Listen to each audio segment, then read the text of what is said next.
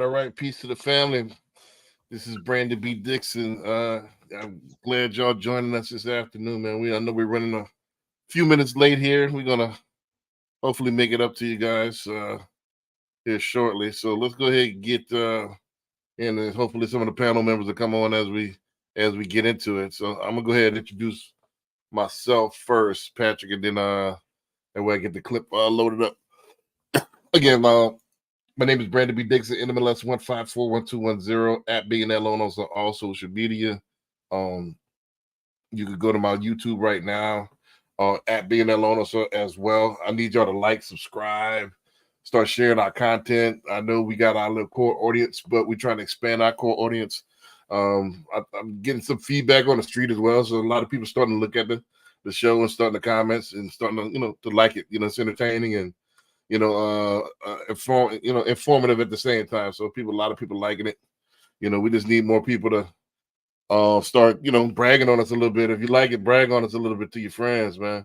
I think we got something unique. You don't see too many podcasts that's real estate oriented or financial planning oriented. I know you got the guys that talk about stocks and all these investments, but we're talking about strategy planning, and we're a little bit different. So with that being said, you go to my website, www.applywithme.com. You could go ahead and book me for a consultation, or you could apply for a mortgage right there.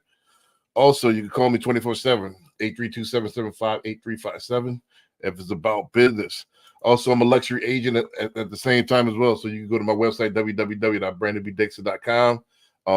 If you need to lease, you need to buy or list, you need to sell, you need to invest, I can help you with all of that stuff. So last but not least, go to my website, www.cocinvestmentclub.com. We got the investment club if you want to mitigate some of your risk and start learning how to invest in real estate. So best place right there. Patrick, I'll go ahead, cue it up for you. Sounds good. Good evening, everyone. Patrick Chevalier III. I am a financial planner, have my own practice. You can see he put the website up there. It's www.chevalierwealth.com. You can go there, learn more about us, our process, and how we help folks in regard to strategy.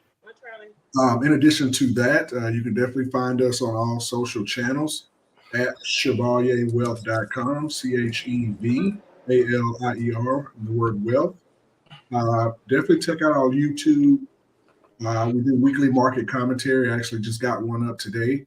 And what we do is we talk about what happened in the markets this past week and what everyone is looking at this week. In addition to that, I do a portfolio themes, and this one is really cool. And this is where I actually talk about opportunities in the market that you can capitalize today based on facts and real numbers. So if you're looking to grow your accounts, looking to learn more about investing overall, you should definitely like and follow us wherever you find us.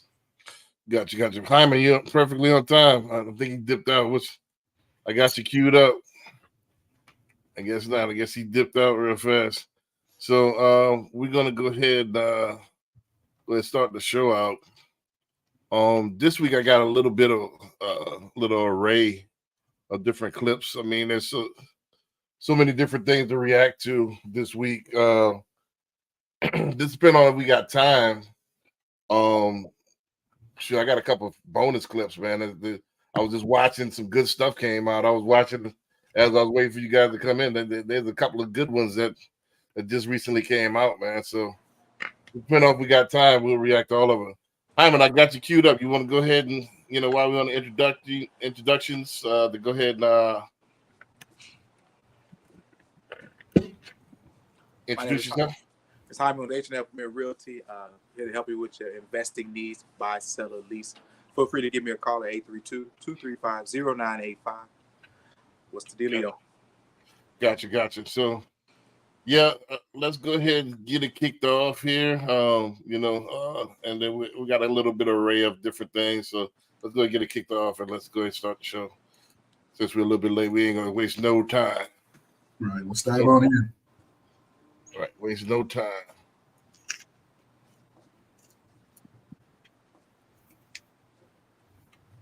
Theater, a second house. How much are they asking? It's 1.15 million. That's it? I'll take it. Great. I'll get started on the paperwork. When do you want to close? Time is money, so the quicker we can close, the better. What name would you want on the paperwork? Shaquille or Shaq? Neither. I'm not actually buying it.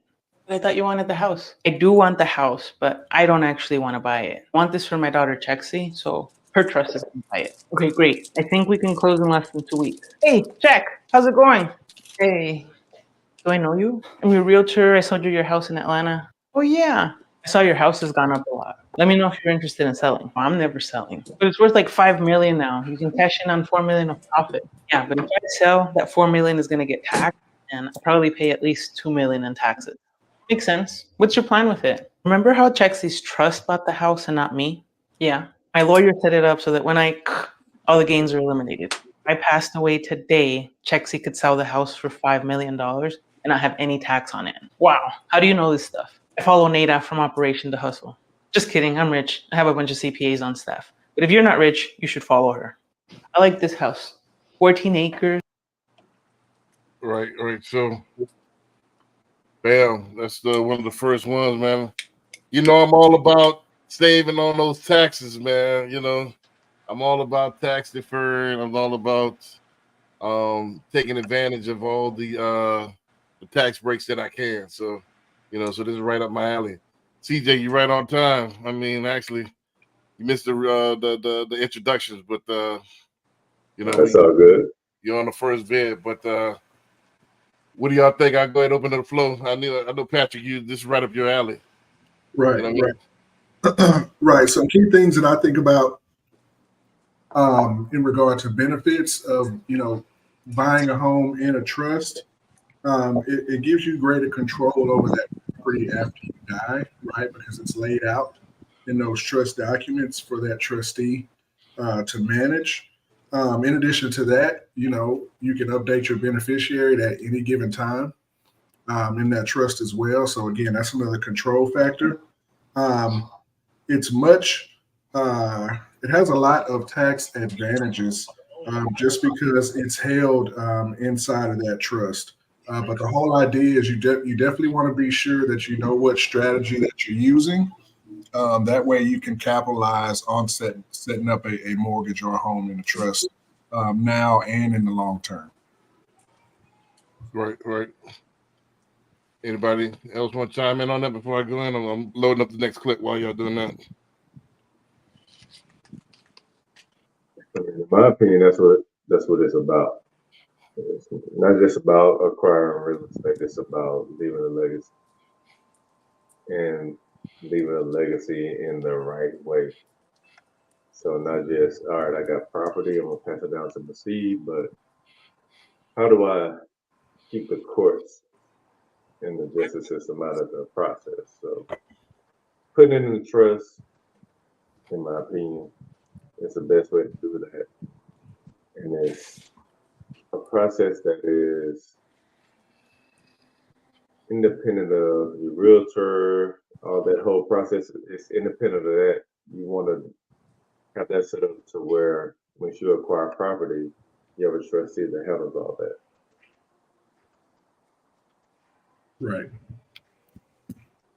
Right. I'm still loading up. I got the clip ready now. Jaime, you want to chime in on that before I go in? What I liked about the video was that the fact that they were just talking about what the trust is and the benefits of it. Most of us really don't understand how trusts really work. They just think it's for the super wealthy. or for those who've had one that was, when you think of trust, you think of Rockefeller, you think of the Kennedys, you think of I forgot, I can't think of the guy who created Exxon Mobil. You think of Henry Ford. You think of those people, those family members who are what we call trust fund babies. But for the everyday guy, the everyday woman who works a 9 to 5, you can actually have a trust, and your first asset of your trust can be you. It can be through your life insurance policy if you so deem, if you have multiple, to start your seed out on second base versus at home trying to hit a home run or get on base.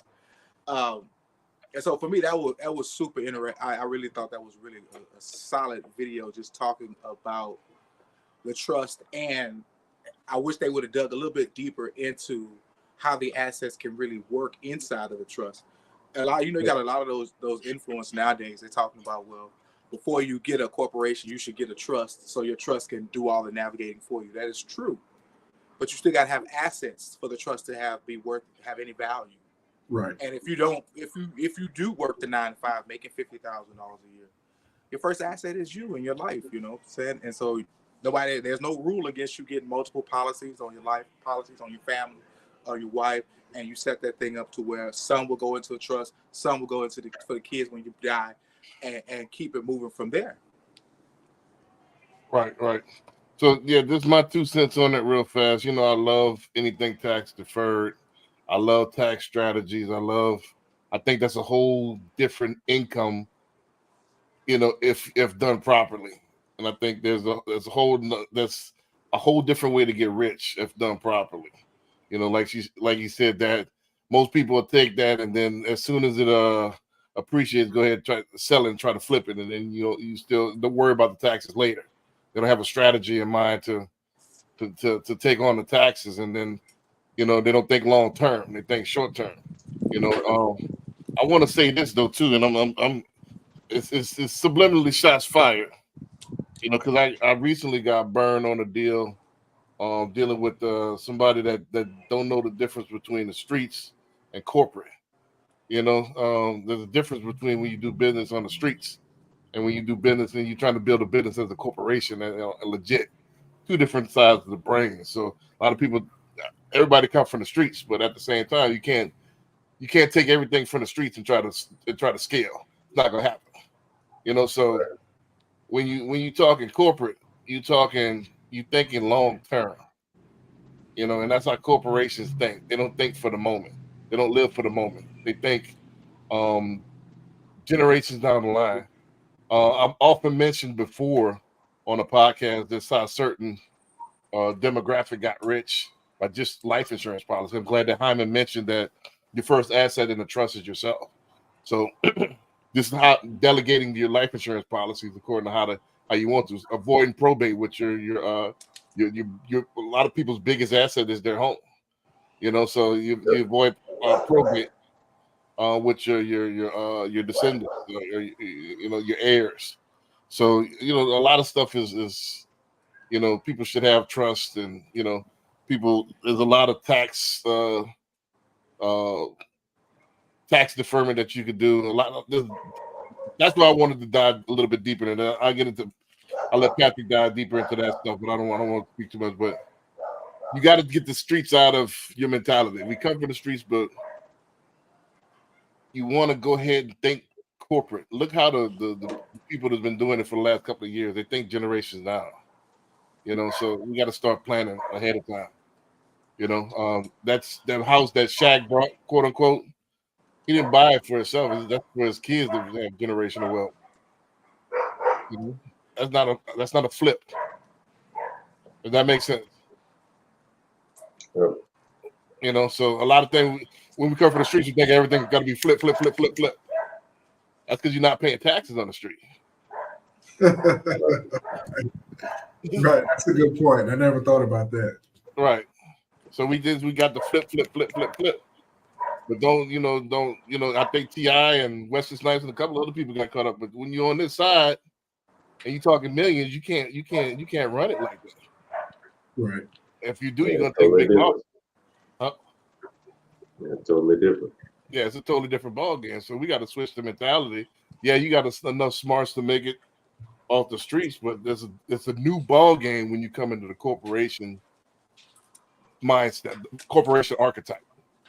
Right. You got to do it by the rules, and there's a whole bunch of rules that's different. That's my 2 cents. Anybody else want to rebuttal on that before I go to the next clip? No, I think you hit it on the nose. Right, let's go ahead and Anybody else go want to to the rebuttal on that before I go to the next clip? No, I think somebody got the YouTube up. Yeah. From there.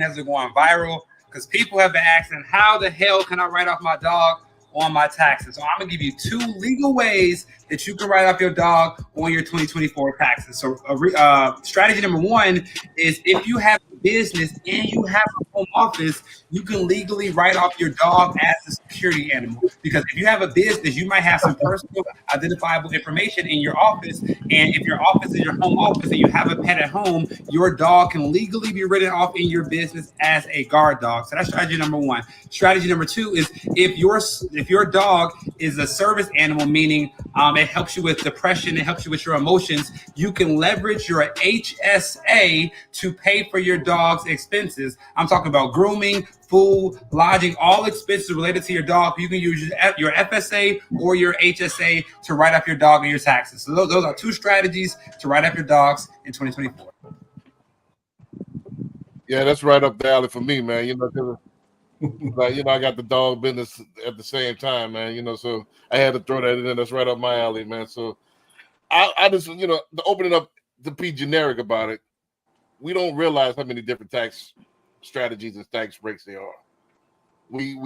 And I've seen this with the last couple clients I've been helping. They just take it to H&R Block, and it's a roll of dice, and they think the customer service is based on how much they get back. I'm looking at some of the reviews. Yeah, take it to such and such. You won't be disappointed. So they thinking the actual person is, getting them the return. So it's like, it's almost like winning the lotto, almost like, scratch offs or something strategy. And it's you gotta learn the rules, and you should be planning on how much you should get back and how much you should pay, and how much you should not pay. It shouldn't be a gamble. So that's my point of it. I'm just trying to enlighten those of us who, hey, all right, let me see how much my tax is going to be. You should know. You should have a strategy going on. Well, if you're talking just about the everyday guy who works the 9 to 5 B, for them, they're getting the income tax withheld. Those folks kind of just know. The only thing they could do is kind of play with their deductions, married, single, how many kids they have to kind of offset that cost if they make a bunch of money. If you're just in direction to individual business owners, those who are growing, those business owners who are growing, they still have that same mentality. I just need to file my taxes and I just don't want to pay. And so they're learning that part. It's just all about who you identify with, who you're trying to speak to as far as what the deduction should be. Because for a while, you still gonna go to H&R Block even if you become a business owner, because that's all you just know until you learn better. Oh, I think that's bad advice. I mean, I think if I'm gonna tell you why. And I meant to load up the next clip, but I got to interject. This is what we're trying to combat against. Even if you're every day, and I want to see if Patrick agree with me. Even if you're a 9 to 5er, even if you're every day, today is the day of side hustles. Do it legally. Get your LLC. Do it. Don't just do your side hustle just to be doing it. Incorporate that side hustle, because everything that you could do, all your expenses are tax deductible. If you're a caterer, I'm scrolling through YouTube, getting a TikTok brain.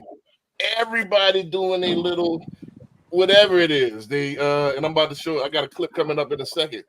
They doing repurposing T-shirts. They doing artwork. They doing catering. They doing glitter on gloves. whatever you're doing, incorporate it. Realistically, B, if you do have a side hustle and you're making some money, most of the money that you probably make as a side hustle, let's just put a number. Let's say they make 20,000 additional in the year. You just run it into your gross income. The deduction that you think that you're going to be able to write off to keep you from paying back taxes or to getting some money. That's where it all ends up in. Either I'm going to get some money or I'm not going to pay taxes. But there's only certain things you can write off as a W-2. There's a lot more that you can write off being a business owner. Taxes, am I right? You are correct. But I'm going to meet you guys in the middle, right? What Brandon is saying is like, hey, go ahead and incorporate. If you're a single member LLC, you're treated as a disregarded entity anyway. So all your expenses and revenue is going to pass through to your Schedule C on your tax return anyway. So it's going to be all mixed in. But to Brandon's point, all the money that you spent to do whatever it is that you're doing, that comes off the top to bring down your ordinary income, which brings down your tax rate, right? So you can do a hobby that you like to do, right? And you make a little money doing it. Once you add your expenses in there over the whole year, it can get you to the point to where, between the money I make at my full-time job and what I do on the side is my hobby, my business that I'm trying to grow, it can bring you to where you'll end up actually having a lower tax liability, a lower tax debt than if you would have otherwise. That's if you have a debt. Most cases you don't even have a debt. If you're making about 20,000, if you're gonna put real numbers to it, B, if you're making about 20,000, you're still not gonna have a tax debt. You still get a refund. Well, if you're self-employed, you have to pay self-employment tax, right? Correct. You got taxes on that 20. Right. But so 20,000 with $2,000 at 10%. Oh wait, 2,500 plus whatever you paid, and if you're a 40-hour employee, you still get a return back. You're not really. My point is, would you rather take that take that money, get Uncle Sam, or take that money and put it into a business that you can make use of money and that possibly could scale? You still get here's the thing, B. If you take the average household income today and you add that 20,000 to it, you still would get a return. You would not pay the IRS anything. Right. Now, my point on that, on the return is, let me ask you guys this panel. I'm going to ask the panel. We're going circular, clockwise. Okay, which one of you guys would give me an interest-free loan? Which one? Hyman? You give me a loan interest-free? Nope. CJ, you'll give me a loan interest-free? I know we cool, but would you give me? Okay. Mr. Corey? Depends on the amount, you know what I'm saying? You need to bridge the gap or something, you know what I'm saying? You my partner, you know what I'm saying? Look, Corey, I'm gonna help you out. I'm gonna help you out. Hey, Corey, capping like a mug. If it's under 100, you got me. If it's under 100, you got me. That's good to know, though. There you go. Brandon, would you give me an interest-free loan? I mean, I don't lend money. Credit makes enemies. Let's be friends. Okay, so let me ask the group this: why would you want to give the IRS an interest-free loan? Right. Because when you're doing your withholding, that's essentially what you're doing, right? Exactly. You're overpaying the IRS. They sit on your money for a year, right, 9 to 12 months, and then they give you a refund back with no interest. Fact. Right. So it's important for you to know your numbers and set up your strategy withholding. Otherwise, if you're working, if you have a side hustle, or if you're doing both, all of the above, you don't want to give the IRS an interest-free loan where you can be doing other things with that money for you and your family or whatever it is that's important to you. So that's my key takeaway on that. My main point is, hey, and the words of KRS, you must learn. I mean, you got to learn, man. You got to learn. Really, every year it should be a wash. It should be I don't owe anything. It should be I don't get a refund back. Right. Exactly. Essentially, let the IRS borrow your money and sit on it for months and months and months, interest free. Right, and it's amazing.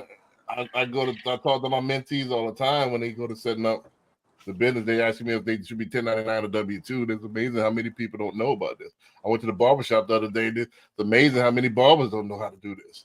Like, we are really uneducated when it comes to how this system. I thought there was some bars the other day. They didn't know how to do this. They're like, well, Like, man, y'all serious? I thought this was like elementary, single member LLC. What if you got a side hustle, which everybody has? They DoorDash and they doing something. Well, You first doing off, you know what I'm something. saying? I don't take it for granted that we know this type of stuff. So you know what I'm saying? I wouldn't say it's elementary because it's a lot of people that don't know and they're not going Exactly. to the right Finding it people out. to educate them on it. You know what I'm saying? So Right. yeah, they don't know it. You know what I'm saying? As a collective being in this industry, as we know, we just try to educate as many people as we can and not criticize or look down on them because of it. Right. That's it. Because there was a point in time when we didn't know. Right. Well, Right. that's what the purpose of the podcast is to educate Right. people. That's why I'm volunteering my time. This is what this is about. But it's not a criticism. It's a enlightenment. It's a teaching moment. But that's why I said that's why I always advise people to if which everybody's doing, you're doing something to earn extra money. Where there's a social media influencer, you're doing something. So why not do it right and monetize it and pay your taxes or get your tax breaks on there. Right. Anything else before I go to the next clip? Yeah, don't give the IRS a tax-free loan. Exactly. Don't give it. They got enough money. They print the stuff. Right. Amen. You know what I'm saying? All right, Agree. let's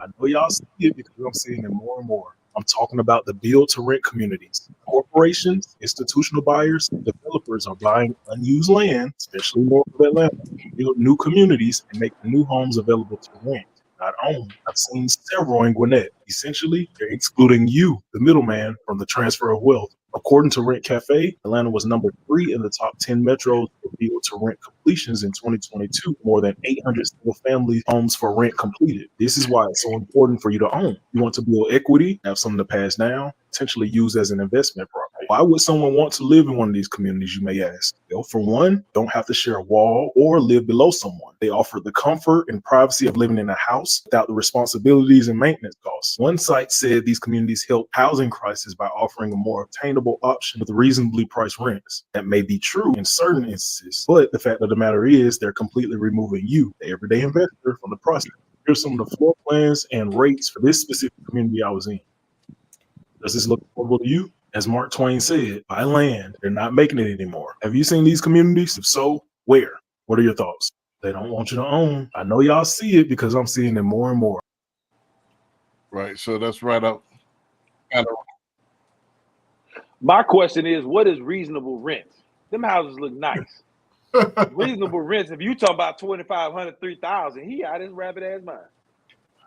Yeah, that's every bit of $3,000 a month. That's the norm right there. Yeah. But Yeah. BTRs are super popular, and I think what made them popular is when we had that downturn, and builders were building, and they got to a point where okay, it's not feasible to keep building. We sell it off to a developer who does the BTR, and so now you have a brand new subdivision with BTR on the inside of it, and keep it moving. It was a hell of a play when that really took off 3 or 4 years ago. For all of us that don't know, what's BTR stand for? Build to rent. Okay. Build to rent. Build to rent. You build a subdivision, and all you're doing is just strictly for lease. Right. And that's it. That's what I always said. What's the name of that guy? He does a little bit of everything. I'll think of it here shortly, but I like the way he got it set up. He has commercial side. The way he develops his commercial. He has a strip mall anchoring the subdivision. He'll have the apartment complex right in the back of it. He'll have the townhouses. There's BDR, and then you have some buy to own as well. So he has a little bit of everything. Where you got that person, if they like that school district, you catch them. All right, you rent the apartment, build your credit up. All right, you got an apartment. If you want, you get your apartment, then build your credit up. Then you can buy something right in the back of there. That way you got to switch school districts. So I kind of like that plan as well. So you catch them at all phases. If you want to have a little business, you go ahead anchor your business right there in our strip mall. We got a strip mall that you can lease, and have it all in one neighborhood. So, and I'm thinking of develop here shortly, but that's how I'm trying to model my business ultimately once I get up there. But just to react to the clip, man, I think I can look at it both sides. I'm in the middle. Like, it's good business.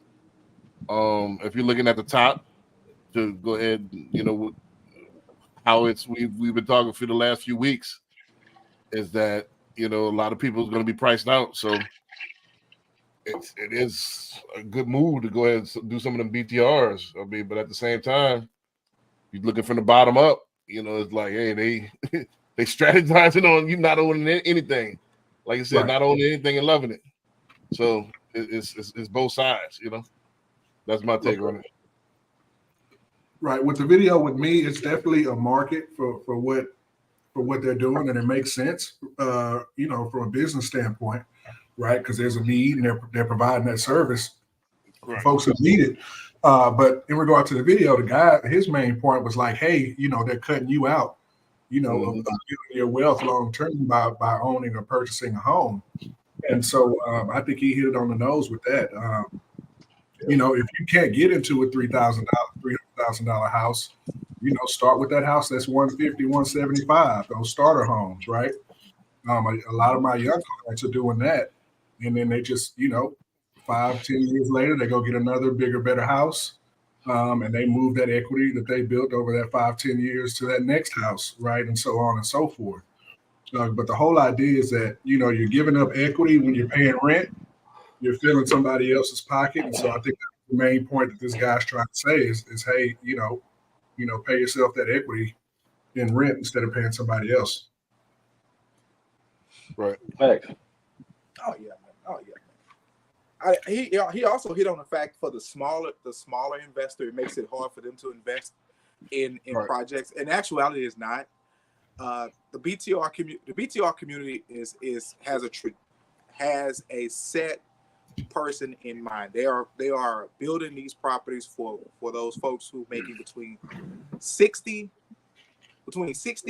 to 80,000 with tremendous amounts of debt, but still can have the ability to afford a mortgage, but just can't buy. So that is filling a massive gap in our marketplace. Great idea. But as far as if you're just trying to get out there and invest and have your own stake in the investment industry, yeah, you still can go buy you some small single families and still have your own dirt to pass down to your kids, whether you're living in it or just investing.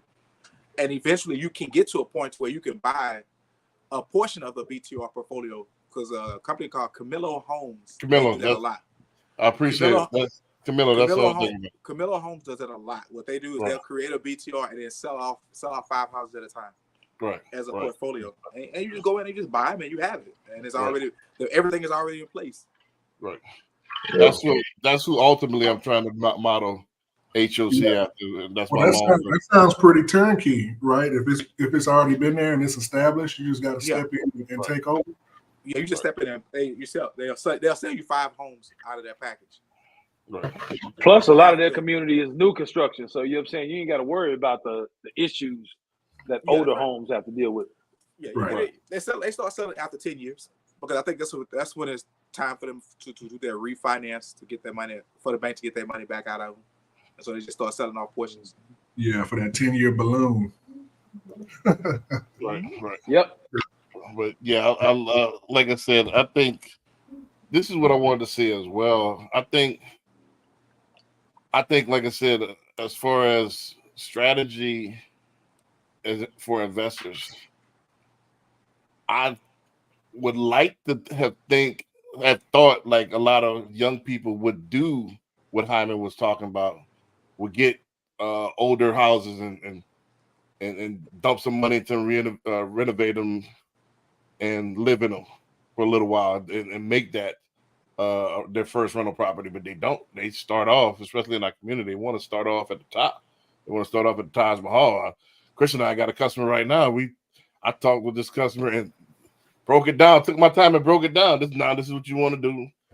Lo and behold, she's going to the builder today. What did we talk about? That's like the worst thing you could do. Like, is she single? She's single. Yeah, that's about right. It's a woman who wants to try to maintain so much stuff. But you don't have to. You want an investment property. You want an investment property that you can live in and then turn it into a rental later on. Why would you go to a new build and especially that $500,000 Brains. Was that her goal? Was her goal an investment property, or was her goal That's what she originally came, but she switched a it nice up. house for myself? Yeah, Because I 180. think that the psyche of it is that, hey, I work hard every day. I deserve a nice place to live, and if I'm paying for that mortgage, I want my place to be nice, right? Yeah, And but I don't see anything wrong with that logic. delayed Right. gratification. Delayed If that's gratification. what's gonna make you happy, but yeah, you know, if you're trying to be strategic with yourself and say, hey, you know, in 20, 30 years, what place will I be in if I look at other options? There are other options that, you know, in 20, 30 years, your outcome will be much better. Right. This is the problem. This is the problem. Let's keep it all the way. It's delayed gratification. Carbs make me feel good. It makes me happy. I like rice. I like macaroni and cheese.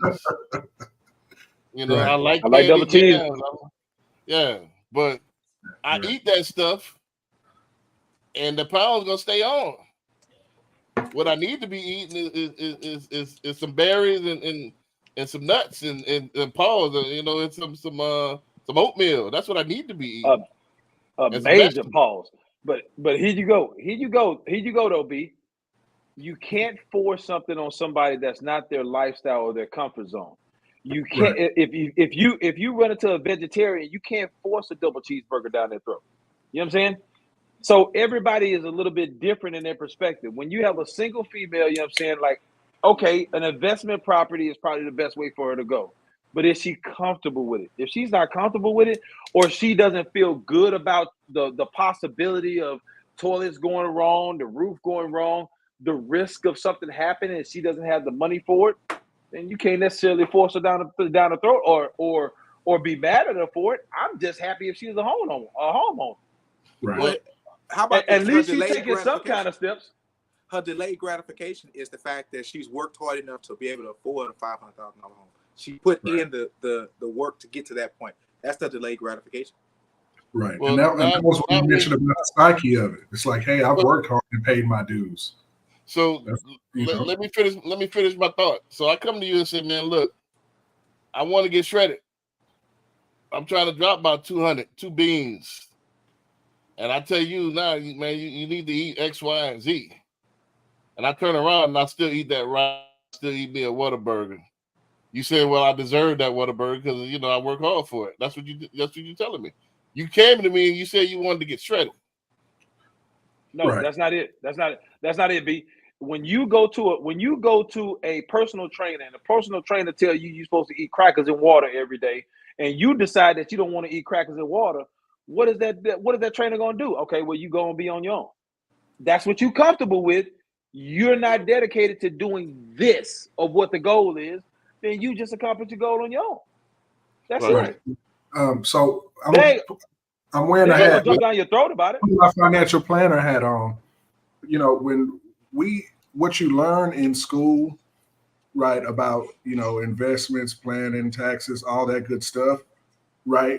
There's a ratio for everything. You should have this much here, you should have that much there, you should do this much ratio, this ratio, that ratio.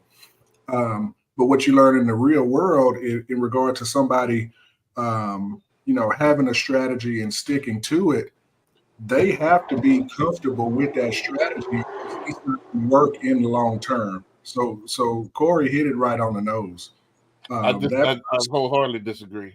I that think the person- only growth is person has to be comfortable with that strategy, or in 6 months, they're going to want to do something else. In a year, you want to look at something else. 2 years down the line, they're going to want to look at something else. The growth They have is being uncomfortable is the growth. I think that's the growth is in being uncomfortable. Everything I wanted to do was uncomfortable that I accomplished. Everything. When you train your body, that pain, that lactic acid that build up, that's uncomfortable. That's when your body grows. If I did everything that made me happy, there's no growth in that. So Let me ask you. Let me finish my thought. Go ahead. If you come to me, look, I want to do it right. I want to retire. I want financial freedom by the time I'm X amount years old, and I give you a comprehensive strategy. You do the opposite. Right. You know, what does that tell me? I understand that you're comfortable, but No, that You means can't- they you weren't can't- comfortable with the plan. They weren't comfortable with the strategy. Right. I understand that makes you comfortable. I understand that. All right. I think I looked at houses here, and the houses here ain't my style. But again, it's about sacrificing for the greater good. I give you. I often talked about on the Power of Ownership podcast the Young Jock. Young Jock, when it come to find out, it was to go viral, but he was doing they had a version of not DoorDash, but Uber or Lyft in Atlanta, and he was doing that, and this is a multi-millionaire. But come to find out, he owned part of the company, but he was doing it, and everybody put him on blast, like, man, this dude doing ride sharing. So the strategy, what I'm saying is that sometimes we want to look good too much, and it's not the best strategy. Sometimes the best strategy is sacrifice it. I get that. But my question to you is, if you take one step forward or you take 5 steps forward, is it progress? Right. Right? So you're saying, so what you're doing right now is the 30-year-old that decided they want to jump out on a limb and open a successful business and was actually successful is a better person or a better entrepreneur than the 50-year-old that had to wait until he had enough gumption in order to step out on his own and be an entrepreneur. But because he started late, you're saying that he's less than. Everybody has to go at their own. Everybody has to go at their own progress. Everybody has to go at their own comfort zone, and everybody's comfort zone is not the same. No. Your comfort So zone at 20 is not the same as everybody else's comfort zone at 20. Who in the pros? Who in the NBA now? Your trade is basketball. Who got that by being comfortable? Who got in the NBA by being comfortable? Who? So a lot of them got that by being comfortable. So there was nobody did 500 shots a day. Nobody, rain, sleet, or snow, was out there in the heat playing pickup ball. Ain't nobody, they just all of a sudden it's all right. I'm the first. I put everything that I got to guarantee that not everybody in the NBA gave that. That's the sole reason why they did that documentary, and they said Kobe was a different breed because everybody wasn't willing to sacrifice the same way Kobe did. Carmelo Anthony came out on the documentary and was like, man, I'm not getting up at no 4 o'clock in the morning and working out. I'm telling you, man, you know what I'm saying? People live in their comfort zone. That's not a good example, B. You got to go back to the warehouse. Come up with something else. These dudes, you have to be elite. Would you agree in order to make it to the NBA? You have to be elite. You have to be elite. But what I'm saying is that even though you're elite, it doesn't necessarily matter. You don't have to be outside your comfort zone and making these major sacrifices that you talk about in order to make it there. Is all I'm saying. I think everybody in their own way in the NBA have made some sacrifices to get there. Right. I'm going to stop both. I agree. I understand what both of y'all are saying, but the thing, B, is that people make a lot of decisions based on emotion. Right. And that's the bottom line. If somebody is uncomfortable with what they got going on, emotionally, they're gonna detach and they're gonna go the other way and they're gonna stop what they're doing. So I know it took me 15 years hard work and sacrifice to get to where I am in my life. So I understand what you're saying, B. But I knew what the plan was and I was comfortable doing it. And so I struck out and I went on it and I'm still living it. So that's what I'm saying. Like my point is that our community, especially, not exclusively, but especially, reacts emotionally, and they like to stay in their comfort zone. That's people in general. That's people in general. Right, but like I said, not exclusively. I made the preface. You know, listen to what I'm saying. But you put a strong emphasis on our people. You know we said not exclusive. People, period. You know what I'm saying? But don't forget who I represent. So especially who I have a vested interest in to do better. So this is when I speak with the passion of that. Is that we react out emotion, and and that's what I meant by earlier. That's the ongoing theme you're gonna see is the difference between doing street business and scaling to be corporate. Corporate is there. It's out of your comfort zone. It's soaring to new heights. It's scaling to things that you've never done before. Getting out of your comfort zone. Don't know where it's going, and it's strategy long term is delayed gratification, and it's money that you're not even going to spend. It's money that your kids going to spend. So and the emotions got to be out of it. I understand that it feels good, but everything if you do everything that felt good, you will get much accomplished. You know, and that's just what it is. We got to grow up out of that, you know, and make long-term strategies that work. Again, I could go ahead and get $1 million house right now. What good is that going to do? Who I'm flexing for? You know what I'm saying? I don't have people over like that to have $1 million house. Why would I go? You know, I'm Hey, I saying use that pool in the summertime. I mean, I don't. It's, you know, it's not. It doesn't make sense. Right. You know, even that, I don't think even when I got it like that, I won't do $1 million house because of the taxes. It just don't make sense for me. You know, I'm gonna sit there and pay $20,000 a year in taxes, $30,000 a year in taxes. That don't make no sense to me.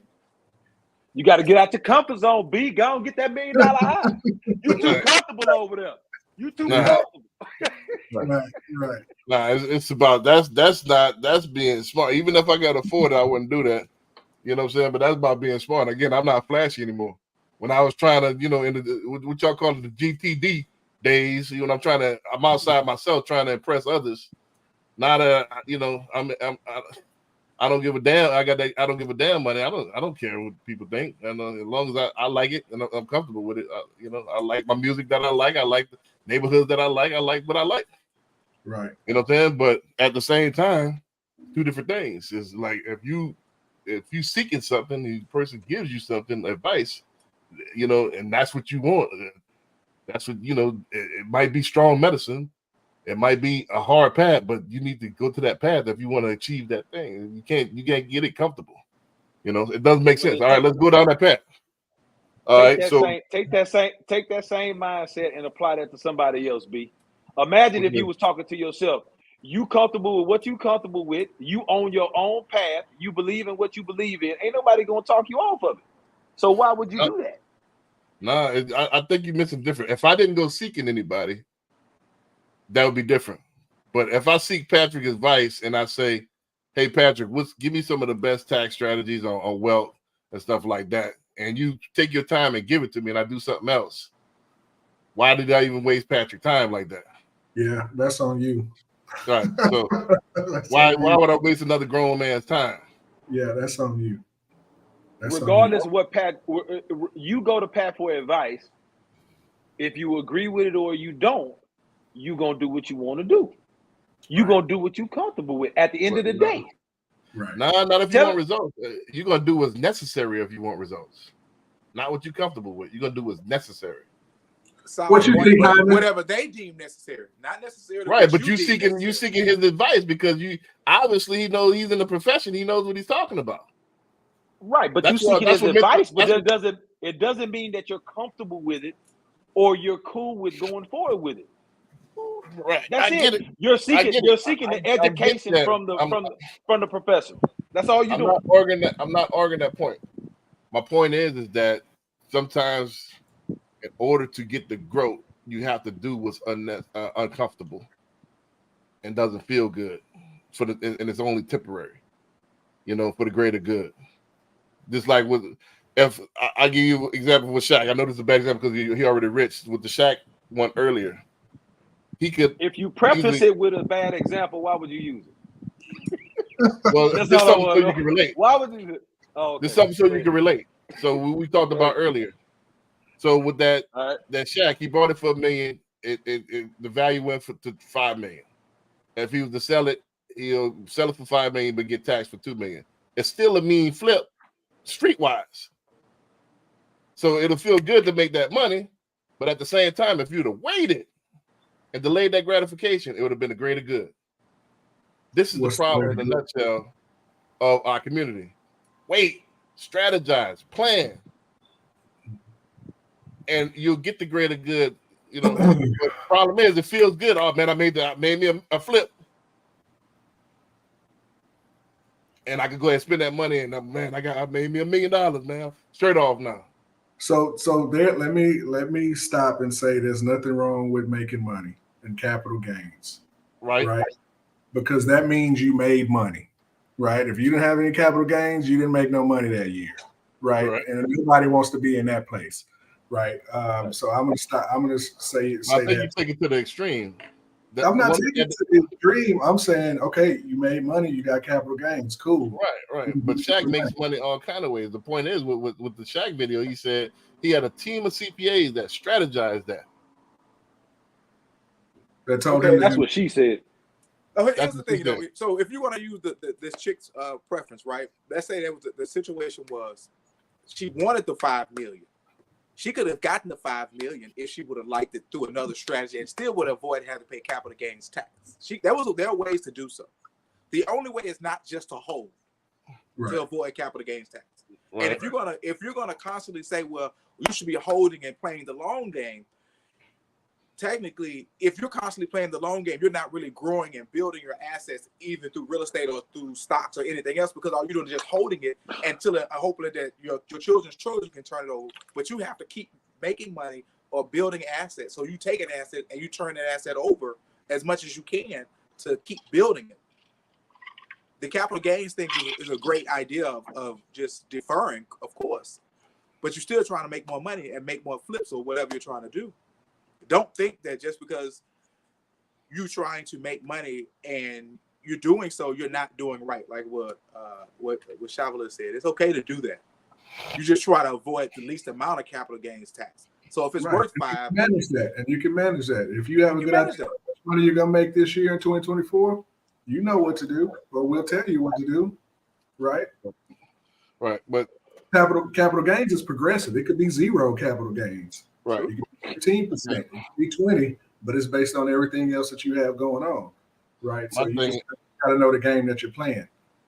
Let's get to the next one because it kind of ties in. Like I said, I want to preface this with this.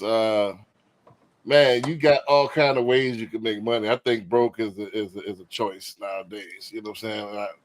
Let's let the debate begin. You know, I think Actually, broke. I had a conversation with somebody about that earlier this Yeah, week. I think broke is a choice. After you see this video, you know, if y'all mind still the same, I'm open to the debate. That's what this channel's all about. So let's go ahead and I think broke is definitely a choice. Hold on a second.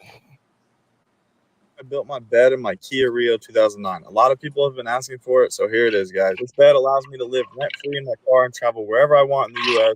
and not have to pay for a hotel. First step is to take out the front seat and the back seat. I cut out the back seat, as you can see. Next, I built a bed frame out of scrap wood, 2x4s, and screws. I kind of just eyeballed it to make it level. I bought a 25 piece of plywood and cut it out in individual sections. Then I threw on some mattress foam padding. Trust me, guys, I'm adding way more padding after this. And I threw on an old sheet and stapled it down. I added hinges to the individual pieces so I could stow stuff down here like sleeping bags. And my whole goal for the bed was to make it to where I could lay down comfortably, flat on my back, and make sure I wasn't scrunched up in the car. And that's exactly what we did. Favorite spot to sleep is Cracker Barrel. I have a Coleman Camp stove, so I can cook just about anything on it. I go shower at Planet Fitness. I have a membership where I can shower anywhere. It's the Black Card. And I do DoorDash and Instacart to make some extra money. Main income is social media, and I stream every day on Kick at 5 p.m. So go follow me. Click the link in my bio.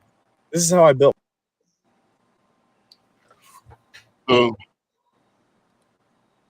So dude homeless. He built a bed in his car and he making money off of social media and doing DoorDash. You know, so come on, guys. You know what I'm saying? You can do That's anything. that sacrifice you were talking about earlier. That's what that is. Right, man. You can do That's that sacrifice that I'm not doing. I'm not doing that sacrifice. Not everybody's comfortable It doing that. ain't no way I don't want to sleep in my car either. Right. Which proves my point.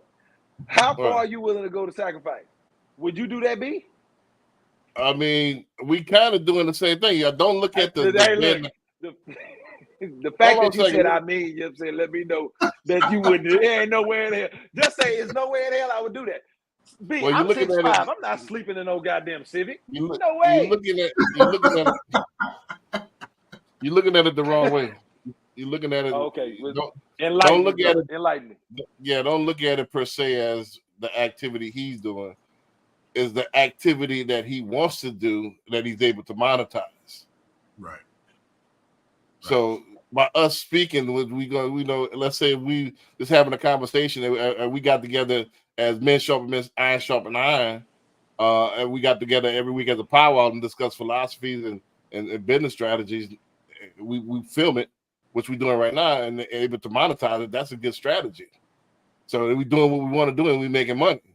So not stay sleeping in the car, but I'm here on I'm chopping it up with group of my peers, and we can if we actually dump some money, we probably able to monetize this thing. Right. That's a really good point, because y'all saw me. I was eating my dinner when we first got started. Right. Because I'm back to back banging out activities all day, and the grind don't stop. I'm with you there, B. But that video made me think about two things, and I guess it's good that you put it after some of what we talked about today, Right. because that young man, he had a strategy, right, Exactly. right, that he was comfortable with, Mm-hmm. and he went and put it in place. And I was thinking, the second thing that I thought was like, man, okay, he's not paying rent. This kid is saving, $1,200, $1,500 a month. By the end of the year, he could be able to do something real nice for himself, Right. whatever it is he wants to do. Right. But the thing is, he's comfortable with that plan, and he's setting up the foundation to set himself up for success, and he's grinding out day to day. So, kudos to him, but I'm not living in my car because I'm not comfortable with that. But this guy is. But the other takeaway is he had all those side hustles. He was DoorDash and Uber Eats, whatever else he said he was doing, and he was streaming, making money. Right. So he's living his dream, and building for whatever it is he's building in the future. Let me put my disclaimer out there. You know what I'm saying? I'm going through Reading Rainbow right now, but I fail to understand, you know what I'm saying, the actual correlation between that actual video and the point that you was trying to make. I might need a picture or something, but I didn't get it. You know what I'm saying? That's the first thing. And then the second thing is that I got a wife and kids. It ain't no way in hell. How do I relate with that? You talking about my point, or you talking about B's point? Right. Don't look at the messenger. Don't look at the messenger. Look at the message. Don't look at the messenger. Look at the message. Well, help me understand the message. That's all I'm asking, B. Help me understand the message. Draw me a picture. The message is that he's able to monetize what he wants to do. Right. Okay. What does he want to do? He wants to live in his car, live like a nomad, not be tied to anything, and document his life. And make money while he's doing it. So, he's wait. He's not monetizing his life because he is monetizing his life. He still does DoorDash. Yeah, that he say he does that, and his main income is off of social media. Join me at Kick every 5 o'clock. I go live on Kick. They say his main income is social media. That's what he said. It doesn't matter if he makes more from social media or DoorDash or whatever else he's doing, because it all adds up at the end of the week, right? I would encourage that young man. Hey, man, get out your car, man. Find your place to stay, so you can use that great creativity to something else. See, that you judging him. My point is, think outside of the box. This because his living situation is so unique. Don't forget, Mattress Mac said this the other day. I was watching his interview on the channel, channel, whatever the local channel is. He said that the internet has become the land of the absurd. Weird wins. So the weirder you get, just like Airbnb, the weirder the Airbnb, if it's underwater, if it's in an old shoe or something like that, that gets the most bookings. People want to experience weird now. So just the fact that he lives in his car, he's able to monetize it, and because it's weird. He cooks in his car. He showers at Planet Fitness. People want to see weird. So once he does that for a year, and people come back and say, "Man, okay, if you are homeless and you get a car, you go from being homeless to living in your car to living in a place." If that's the thing, okay, that makes sense. If he says, "Well, look, this is me journeying my life from coming from being homeless to eventually I'm going to have a place to stay," perfect, and grow into society.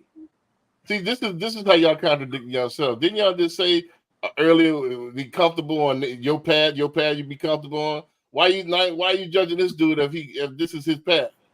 That's what he's Right. comfortable I'm not. with. Well, I'm not hold judging on. him. Time out. I'm I'm not not judging him. If he Right. wants to be a 26, 27-year-old virgin, that is his business. I have nothing to do with it. You know what I'm saying? Hey, look, I had nothing to do with that. Hey, look, if he I wants to guarantee monetize you, and be a virgin, He that's had to fine. lay down I have dead nothing on to do one with it. side. He had to Hey, lay down dead no on one man, you side. got, to, you got to lay No down on one criticism over side, here. bro. You do your thing. He put Do sheets your in that thing. thing. You got a sheet. You got memory foam and that thing and everything, man. I'm too. Hey, look, No, you ain't pulling no woman from the club to sleep in that. No Man, you will way. be. Don't forget, you thinking this is the early 2090s, man. People Right. like weird now. Like, man, I guarantee you, he got groupies right now DMing him that want to hook up with him. I guarantee you. No way. I want No to see way. what it's like to spend a night in the car. See what it's like to get on the show. I'll say this. It's Before Brandon put on the video, he said that there's no reason in today's world for you to be broke. correct. Right. And then he played the video. And so I definitely agree with that. I had a talk with a young lady this week who she did everything she was supposed to do. She finished college. She got a degree. She hadn't been able to find a job since she graduated. Yikes. Right. And she was telling me, man, I don't have money to go That happens to often. this job interview because I don't have gas. I don't have money to go work on my licensing and study at the library because I don't have gas and this and that. And I had to tell her, I'm like, hey, in this world we live in today, there's no reason for you to be broke, right? Correct. Just like Brandon's preface, right? And come to find out after talking to her a week later, she was making money on TikTok doing cooking videos. Exactly. I'm like, okay, well, now you just got to schedule your day out. You're going to do your applications in the morning, do your TikTok at night, pick up 1 or 2 side hustles for a couple hours every day, and you're making money. There's no reason for you to be destitute. And so I think that's what Brandon's point was when playing this video. Now, in regards to this guy getting some play or action and meeting girls, yeah, that's going to be hard. That's something else. You didn't know that. Yeah, that's something else. We didn't take It's it going to be hard for him to do. But if Right. his thing is, I don't want to be tied down, Right. that's one way you right. can do it. That's one way you can do it. If you don't want to be in corporate America, that's one way you can do it. That is the thing. They do have reality shows on some of the big networks, and they got an RV, and that's all they do is travel in that RV. That nomad way of living is a thing. Right. It's Not everybody's No judgment. yeah, it's not No everybody's cup of judgment. tea. You get your money. You get your Right. money. You get your money Right. however you get your money. That's fine with me. I ain't got no Right. judgment against It's safer than some countries, you know. You know what I'm saying? In America, you eat Cracker Barrel every night. That's pretty safe. You know I'm what I not mean? sleeping in better no than crack back down. parking lot. Right. So, but my point is this: like I said, to speak to that young lady, like I said, especially as a young lady, they got so many different ways that you can make some money. You know, so I mean, there's no excuse. There's no excuses. You know, they made the technology now. And it was, I don't mean to cut you off, but the key point that I wanted to drive home to her was just because somebody's not giving you an opportunity, that don't mean you can't make a way for yourself in this Right. world. The mind frame. Right? The You keep mind- applying for those jobs, but you go out and grind and make it happen every day. Right. Right. And that take a whole lot of stress off of you. Your mind Right. keeps you broke. Your mind keeps you impoverished. Your Right. mind keeps you. Your mind keeps matter follows mind. So whatever your mind has set on, that's what you want. You want here it go. That's how it goes. So you want to be broke, you have to really try to be broke nowadays because it's money you can stumble upon. You know, you can stumble upon $1 million nowadays. I don't know. Well, show me where I don't the know trip- about that, but trip. Man, okay. look at Ice Spice and all them. They ain't I wanna- stumble. I That's want to for sure. $1 million. Yeah, I You mean, get come you on. you get you a BBL and a breast lift. You know what I'm saying? And you know, I don't think you got to be there. you in there. You in there, Yeah. B. Well, you could. Yeah. They got some of these people with no talent for show. That's millionaires. You know, so you got, and you know, and that's what part of the second leg I played on this. Like, man, I guarantee you, I look this dude probably making a whole bunch of money off of YouTube, probably $7,000-8,000 more than most people make at 9 to 5, making $2,000-3,000, sleeping in the car. God bless him. You know, so God bless him. it's just a matter of let's go to the next one. For time's sake, we ran out of an hour, so yeah, let's go ahead and get these last ones out and wrap it up. Really, we could take our time, and it'd be Chris, be the early bird. Well, now, This is what 1.3 million gets you. New Braunfels, Texas. New Braunfels is basically the middle child. San Antonio and Austin. New Braunfels is best known for the Comal River, Schlitterbahn Water Park, a beaver that looks like he has a head injury. I guess this place is kind of weird, but whatever. Come on in. This was the model home for KC Custom Home, who in my opinion, all over the competition. Oh, hell yeah. Beautiful ceiling, Planet Fitness size fan, completely open, your indoor and outdoor living space. I wish I could have watched Taylor Swift win the Super Bowl here last night. First model home I've been in, the fireplace doesn't suck. To the left, we've got a pocket office. Pocket means small. To the right, guest rooms, bathroom, oh yeah, bedroom, oh yeah, another bedroom, oh yeah, and another bedroom. I'm digging the dinosaur theme. Let's move on. Custom designed and built by Fred Flintstone himself. Yabba dabba, oh yeah. Think deepest custom cabinetry, biggest island, 6 burners, double oven, a flat top griddle, and more knobs than a fucking DJ. Let's move on. Pocket office number 2 and your primary. Those tray ceilings though, double tier, double this. Y'all ain't ready for this. Try not to yourself, but I guess if you absolutely have to, this would be the room to do it in. Got this gorgeous Alice in Wonderland ass standalone tub. Ladies, your side, brother, you live a good life. Small sacrifices create sustainable happiness. But hands down, my favorite part of this incredible home, be honored to be naked in here. I don't get it, Brad. Seems like a normal shower to me. Well, it's not. Built-in sauna. People actually live this way. Let's move on to the left. Fully built out closet. Of course, it's connected to your laundry room, which just makes sense. So if you're ready to live your best life, call your boy. So why did I put that in there? We have It's no really idea. to piggyback that last video. So now it's even leaked into our profession. Just getting creative. Now it's unprofessional is the new thing. And they got people that's biting it. He's one of the biggest in this new space. They got 3 other people that's biting him. So now it's cursing and wisecracking listings and talking BS is not a trend. So people try anything to be different and try to stand out and try to go viral. So this is the world we live in, and it's only going to project this 10 years out. What do you think? How do you think this is going to be 10 years from now? If this is the current snapshot, 2024, and look at this dude following. He's out there right in San Antonio. He has 108,000 followers.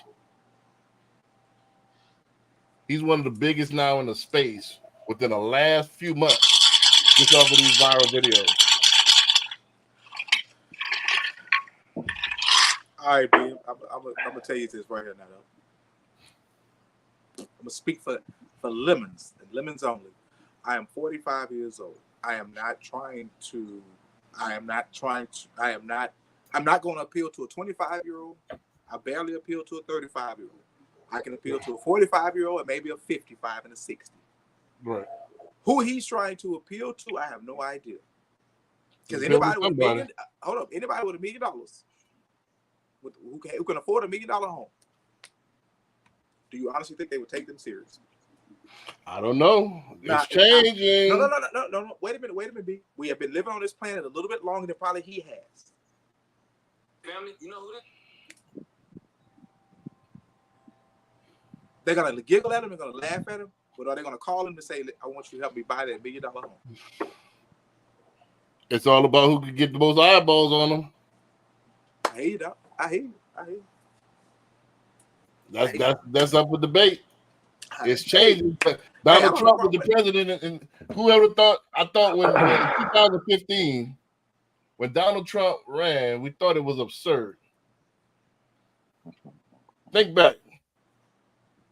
Like he'll never make he'll never get the nomination. Oh crap. He got the nomination. Then the grabbing gate came out. He's sunk right now. Still got elected. You see what I'm saying? Nah, times have changed. The standard, we thought, remember, the prestige of a president had to be almost like he was perfect. You know, he had to be the certain criteria. Obama broke that mold. Then we rebounded with Trump. Trump cursing at his rallies and shit like that. You know, had ex-wives, presidency. Like Reagan was the first divorced president. You remember this?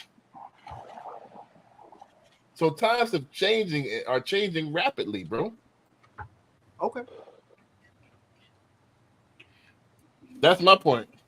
This dude is viral. Hold on, I'm setting up the next clip. I'm doing it. Okay. So my thoughts on it are, okay. You said he had 100 and something thousand people watch the video.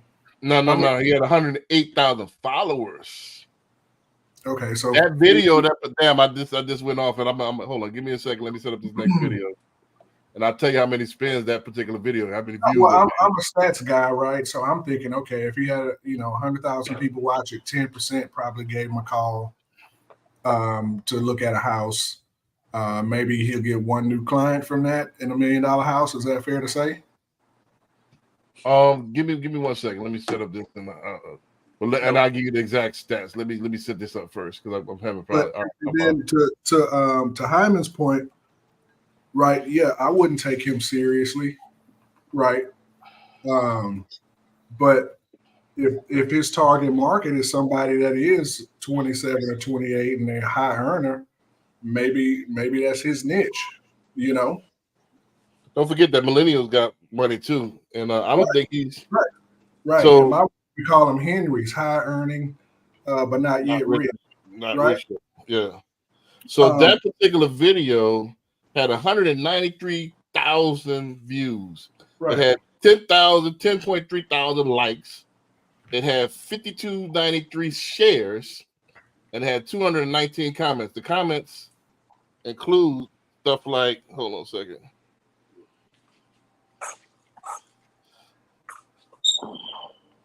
Wasn't they cracking jokes? Wasn't this house they were trying to raffle off, watching football, committing tax fraud? They got all kind of little, but it's realtors, it's people. They're having fun. He's providing that dopamine rush that they seek when they get on Instagram. Right. He's right. He's right on the trend. Out of that video and probably the rest of them that he's done, he's probably gathered some new clients from those videos. Exactly, because sold house or whatever he was trying to do with that house.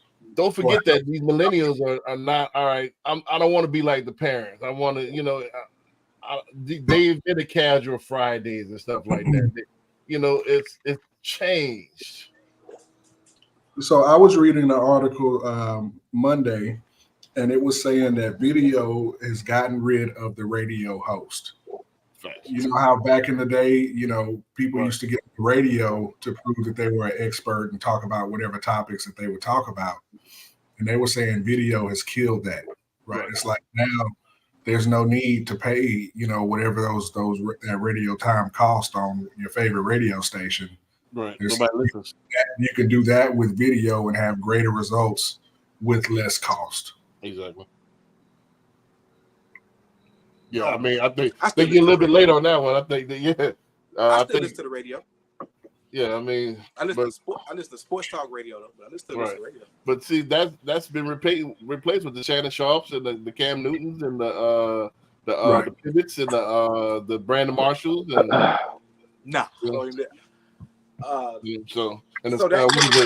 so is that out of that? So she brought that up out of that demographic that's listening to the Cam Newtons, the Shay Sharps. I listen to all of it actually. I really don't buy nothing from them. But if I listen to on my sports radio, I've actually called some of the advertisers that I've heard on them. I've never used none of the advertisers on any of the podcasts I listen to. Right. But why is it? I mean, but the whole thing is building a brand. I think with Shannon Sharp, don't forget they're monetizing the views. The average money's off for the advertisers whether you watch it. So you don't necessarily have to buy that particular product. Well, the idea is that if you see it enough, you're going to do something. You're going to buy it. Well, that's what the advertisers are hoping. For that particular content creator, they're hoping that they're just about the views that the people will pay money to advertise on their show. The statement was that nobody's listening to the stat was about how video has replaced radio as far as the advertising tool. I can tell you right now, when I listen to my sports talk radio, I've actually called a roofer from there. I've called a car lot from there because I listen to it all the time. Let me see what they talk about, see if it's really that. I have yet to call DraftKings, which is one of the biggest sponsors of the Shay Sharp Show.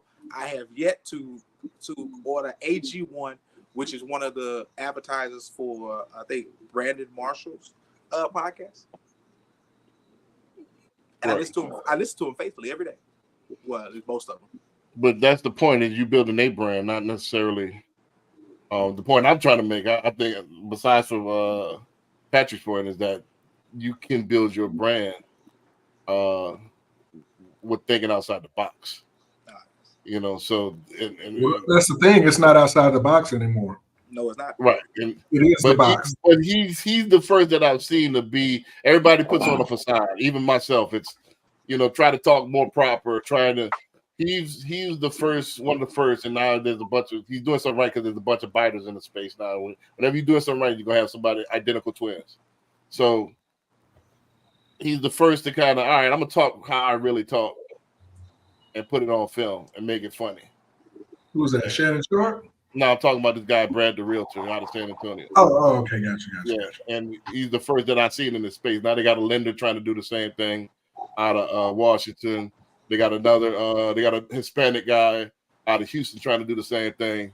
So everybody's trying to bite his steez, you know, but he's the, you know, it's something different. Sarcasm and stuff like that. That's, you know, in the realty, but a lot of people, that's how a lot of people talk. Some people can relate to that. It is eye catching and it's different. So that's what it is. It's what do you, and you can monetize off it. You know, one of my favorite guys is Ben Mala. Ben Mala is a big Jewish dude from New York, and all he does is talk smack all day. But people love him, you know, and he's worth like $500-700 million. You know, but all he does is buy real estate, and he start filming that, him and his kids. And that's one of my favorite shows that I watch him faithfully. You know, but he's himself. You know, so that's my point. Your personality is something you can monetize something nowadays. You know? So let me ask y'all this. I know I do videos. I know Brandon does. Hyman, do you do video? Or Corey, do y'all do any video? No video. Consistently enough. Yeah, we got two No dinosaurs. they don't they don't want to embrace this new age, but you know, I mean, it still works. Everything works to a point. You can still consistently. Now look, I know, you know what I'm saying, when it comes to social media and you know, kind of marketing and that type of thing, you know what I'm saying, I know it works. You know what I'm saying? It no qualms about it, but I just hadn't gotten there. Right. Yep. But I embrace it because I think it's fun. I mean, my thing is, I might as well. I just want to have fun, man. You know, I think it's fun. I think it's fun to express yourself. I think it's fun to talk and have people relate to your views. So why not why not make some money and have fun, man? Yeah, and for me personally, I like it because I don't have to have the same conversation over and over again. Exactly. And people get to know you. I just got a video on that. Check out this link, and shoot it to you. Right. Text you, oh, I talked about that 2 weeks ago. Check out this.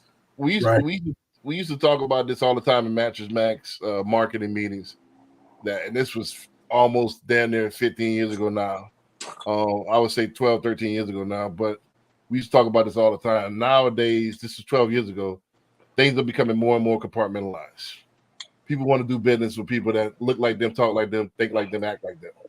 So, you know, the days are gone where everybody liked the same two albums. There was Thriller out and that was it. You know, so everybody had to listen to Thriller. Nowadays, you got so many artists that, you know, that artist doesn't need to capture the whole market. As long as he has his 100,000 followers, and then that 100,000 followers is able to give him $7 a piece, he could eat. He could be, or $10 each, he could eat. He could become a millionaire off his core audience. You don't have to have the whole world. You just have to have your little slice, and that's where it's going. You know, right. So everybody's not going to be your cup of tea. You know, my slices may not be on social media. Yeah, and they have a dude called that. They have a Gen X dude, like, you know, he's talking about how Gen Xers are not. Some of them are, some of them aren't on social media. Like, you know, but see, my thing is I'm a Gen Xer, but I don't feel a day over 35. You know what I'm saying? So I'm young at heart. You know, so you know, so I always approach life with that vigor. All right, we got two more what you call them, and we out of here. Let's get these last two out of the way. Let's get it. You know who this is? How about this? How about this? Of course you do. And how about this dude? And this one? What about him? You go to work every day saying that you want to make money, yet you don't study it. How is it that you can tell me about these entertainers? You can tell me facts that is not written in a book, but yet you don't know the richest black man in America, Robert F. Smith, founder of Vista Equity Partners, $8 billion net worth. You don't know David Stewart, second richest black man in America, $6 billion net worth, founder of Worldwide Technology. You don't know Alexander Karp, the sixth richest black man in America, the co-founder and CEO of Palantir, another technology firm. This is why, statistically, our people don't own anything. We have to stop focusing on what they put in front of us and learn to study value. A mind is a deadly thing to waste. My people perish due to lack of vision. Send this to somebody you care about. Word is love. Gone. Right. So I had to. Man, my boy was aggressive on there, huh? I mean, sometimes we admit that shit. We gotta be He admitted aggressive that. to wake some people up, man. You gotta be aggressive to wake some people up. I mean, but that's true, man. I feel sometimes, and it's just part of life. You know, you gotta kind of, you know, you can't go against the grain most of the time. A lot of people, the barbershop talk is gonna be who's better, LeBron or Jordan. It's the same thing over and over. You come in and say, man, we should be talking about who's the richest, who, you know, something else. And we don't know anything about taxes, but we know about these entertainers. You know what I mean? So I think it's just we go along with the flow just because it feels good. I mean, it's socially acceptable in our community. Just all right, the latest song you heard about Sexy Red, you heard about this one. That's just the culture, man. You know, I think I think it's a long time before we even switch that. You know, I've been around people and I've seen. You know, don't forget I went to college in Iowa. That haven't even heard of the Martin Show. They've never watched an episode of The Jeffersons or Sanford and Son, or don't even know what you're talking about. Absurd. You know, Absurd. That sounds absurd to us, but you know, they just don't know. You know, it's not a bigger thing in other communities. Entertainment is not as big as it is in our community. Here's the thing: we don't glorify the journey. We glorify the destination. We look at people, you know what I'm saying, to see how much money they have, how successful they are, but nobody's interested in how they got to that point. A lot of them talk about how they failed at so many businesses before they got to the point where they was actually successful. Right. But along the journey through all those failed businesses, you learn lessons, you learn things that I'm saying to help you become successful in your next business. So you know what I'm saying, that's what I think. You know what I'm saying, we kind of get locked into the drama of it. The drama, you know what I'm saying? Oh, what's the drama? Who they arguing with? Who they beefing with? Whatever the case may be. How about listening to 50 Cent interviews and understanding the way his mind is? Why he thinks the way he does. You know what I'm saying? How he got to where he is now. He started off as a rapper, and now he's one of the biggest black entrepreneurs out there. You know what I'm saying? That's actually doing something for the culture. But nobody's interested in that. Nobody, you know what I'm saying? Everybody wants to see who he's beefing with, who he's trying to ask for, you know what I'm saying, money due on Monday. You know what I'm saying? People worried more about that than actually, you know what I'm saying, the lessons and the principles that he used to get to where he is. And it's sad. I think to be more pointed, more specific, is our people only worry about that. You know, you go in different cultures, you go in different meeting rooms, and go in different huddles. It's a different culture. It's a different conversation. You know, they talk about the business venture. What's that guy name? That rapper guy? Yeah, you know, he that owned. You know, so they don't talk about the beef. They talk about the business deal that just did the deal with such and such. But here's the thing: a lot of times, you know what I'm saying, we are in those rooms to hear those nuggets that they're giving. But you know what I'm saying, we don't want to hear that. We walk off on that. No, I don't think. I think our conversation is different in the barbershop. Again, I've been in several barbershops. In fact, I've got into heated arguments in a barbershop. I hope he's watching this. I had a barber that started cutting my hair that was since I first moved to H-Town, and we fell out last year because he got on some emo stuff. This guy, he's my age. Actually, he's older than me. He's pushing 50, and you're talking about getting some red boots. I don't know if you remember those viral red boots, the Mario boots. You know, that was popular. You're like, man, dude, your hair is all gray.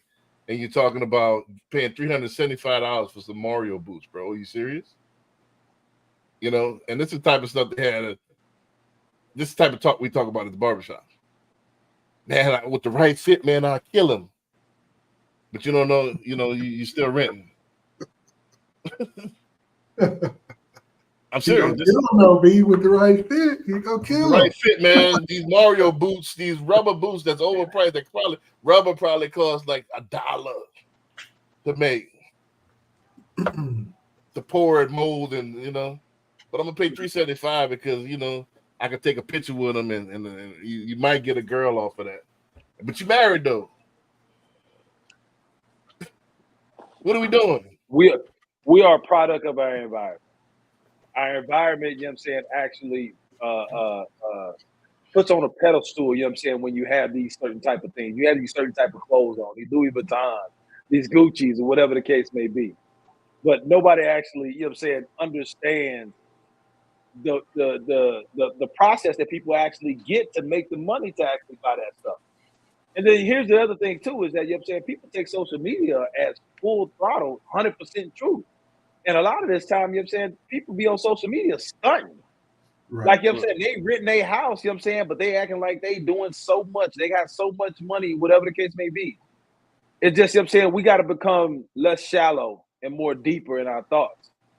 But that's just going to be a progression. I mean, Right. so you're trying to have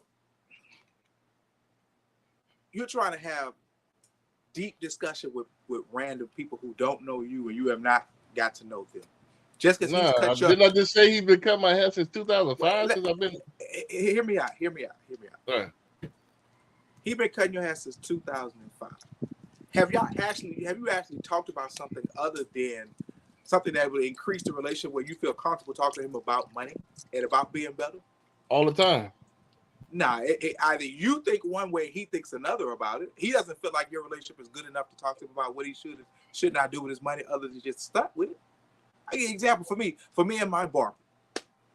My barber blessed me with the opportunity to help him get one of his investment properties. He thought enough of me to say, well, I'm gonna work with them because we have established a relationship to where we can do business. Yes, in the barbershop, yes, they do talk about the LeBron, the football, the basketball, talk about women. They talk about all the same things that every other barbershop talks about. But when it's him and I, we are discussing things at a much higher level than anything else that's in the shop. You cannot think that you're gonna have a deeper discussion with a person that don't know you from the dirt in the ground. Just because you cut your hair for 12 years does not make that a relationship. Relationship is not established by time. More like 17. It's not established by time, dog. It's established by mutual understanding and respect for each other. He respects you because you pay him his $30 every week. That's as far as it goes. Their haircuts was $30 in 05. They're not $30. It started off at $5, man. My bad. He respects you for the $5 you paid him every week. Right. Now, he respects me because he seen my business. My business was right next to the barbershop right there in South Park. So, he knows our business, and he comes to me for advice on cryptocurrency and how do I file these taxes, stuff like that. So he knows I'm a businessman. He's seen the business. He's seen me grow. He's seen me start off coming with in 04, well, actually 05 with the baggy jeans on and with the cuffs and dragging the ground in the back, that is ripping in the back, and with the what else we used to wear back then, and with the what shirts was popular back then? We used not FUBU, but right after FUBU. Pele. Nah, I used to rock a black tee a lot, just the black tees. You had your tall tee on. You had your tall tee. Has he talked to you about how he can? Yeah, the white tee. What you doing, B? I was black tee. I'm still black tee kind of to this day. He had the black Air Forces. Yeah, no, I don't wear Air Force. I don't wear Jordans. I used to rock Gators, man. I used to rock Morris and Phoenix. Now my position on that is a little money. Because when I go to the barbershop, and even if it's somebody new, they'll typically ask me what I do, right? And then I'll tell them, and then that sparks a conversation about business, investments, whatever. And so it could be somebody who, hey, I'm just on this side of town. I got a meeting in a couple hours. I need a fresh cut, and one of those conversations will crank up. I just think, kind of like what Corey said, in that environment, people, and especially barbers, because they're businessmen themselves. Exactly.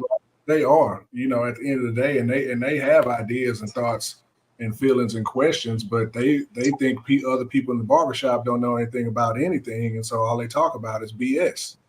Right. You know what I mean? But when I sit in a chair and they say, "Oh, what's up, bro? How's your day?" "Oh, it's going good." You know, whatever. "Oh, what do you do?" "Oh, yeah, I'm a financial planner." "Oh, word? Oh, I was thinking about taking a look at this or taking a look at that, or what do you think about this?" Right. So I just think if more people share their knowledge in some kind of way in the barbershop or bring it up, you know, "Hey, what do y'all think about this?" or "What do y'all think about that?" There'll be a conversation to be had, because everybody in the barbershop has an opinion. We know that, right? Of course. Right. Well, I think Earn Your Leisure, them Earn Your Leisure boys started the conversation where we start to look at entrepreneurship and starting to take, you know, stocks and stuff serious. I think this is the wave within the last few years. However, I think it's still too much foolishness going on as far as this not taking life serious and not taking strategizing and actually planning out. I don't think I think we're bad planners. I think we too emotional. We reactive instead of proactive. You know, and I think that it goes to show you what you're important. What you talk about the most is where your priorities are. You know, it's like I said, talking about celebrities and stuff like that. I think Jay-Z even said that around, like, what does Bill Cosby and something else have to do with me? You know, you talking about Bill Cosby, you talking about all the celebrities, what they have to do with me? You know, you need to be hyper focused on your goal. Andrew Tate said this the other day, and I'm taking this as law. He said, "There's no way you could fail at anything if you tried your absolute best. If you did everything you could do to succeed, there's no way you could fail at anything." I agree with that. You know, so if you tried your absolute best, you did everything humanly possible that you could do, you're gonna see some success. It's possible. It's possible. It may not happen tomorrow, but down the road it will happen. Something's gonna happen. So you got to, if you failed at something, you got to ask yourself, did I do everything that I could do? Right. The most likely answer is no. You didn't do everything you could do. You know, and that's what most people think. They want to stumble upon success. They want to, you know, they do the conversation earlier. They do what feels comfortable, but at the same time, you want financial freedom. And I'm telling you, path to go, but yet you want to have some kind of stumble upon this. It's all strategy. It's all plan. It's all step by step. 1 + 1 = 2. It's all taken inch by inch is a cinch. Yard by yard is hard. So this is what it is. Let's go to this last one, and then we can wrap it up. This was the perfect one for Hyman, man. I hope Hyman didn't run out of battery or something. You know, you got about Ain't no telling. He ain't got a long battery. Guys, listen to this, okay? The DOJ says they want the buyer broker and the seller broker commissions when people buy homes to be decoupled, where it's not figured into the listing side, where the buyer can't negotiate their own commissions. This is what they want. They want the buyer to negotiate their commissions with their agent. But the DOJ quoted, and they said what should happen is the buyer should put it in the offer when they want to purchase the house. They put it in the offer for the seller to pay the buyer's commission, and this is how much. And so then we're right back in that scenario to what? The seller determining what they're willing to pay the buyer agent commission. We're literally the DOJ is putting us right in the exact same spot that we are right this second. It's crazy. It's just a paper shuffle. You're just saying, oh, we're not going to offer it up front. The seller's just going to determine what it's going to be on the backside. I mean, come on, guys. It's wild. It's wild. I did a full video on this. You can put in the comments right now, DOJ, to get a copy sent to your DM. And I broke down all the possible scenarios for real estate agents. Right, so dive in there. Let me know what you think in the comments, and let's keep crushing it. This don't mean nothing. Right, so that's the last one for the night, man. I had to end it on that, man. I think it's gonna be a while before they do anything, but I think that's stupid. I think it is. Yeah, I think it's stupid. I mean, the sellers determine what it is now. You know what I'm saying? When you look at the MLS, the sellers will tell you, you know what I'm saying, if they're going to pay you if they're paying a buyer's agent a full 3%, 2.5%, 2%, whatever it is, you know what I'm saying? They tell the listing agent that. And the listing agent puts it on the listing. So I mean, it is paper shuffling. But you know what I'm saying, you know, when it comes to lobbyists and that whole political thing, they'll do unnecessary things just kind of appease people. Right. I don't see what's the. I don't get. I don't get it. I don't get it at all. It's still negotiation. It's what you agreed upon. You know, it's what you agreed upon. You agreed upon it up front. As the seller, they included in the price of the house. Yep. That's what you agreed upon. I mean, I think that's the easy way. What the buyer's really paying for it. I mean, I don't get it. I'm scratching my head on it. I just don't get it.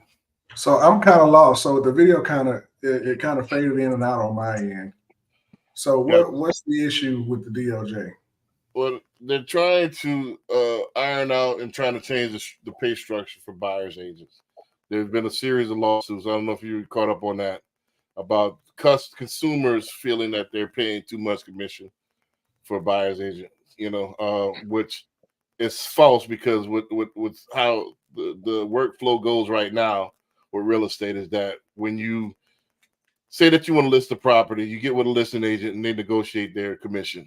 6%, 7%, 8%, whatever it might be.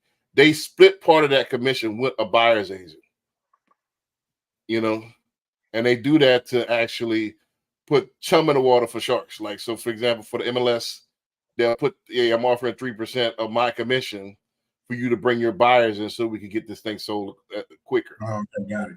Without that chum in the water, the sharks won't attack it.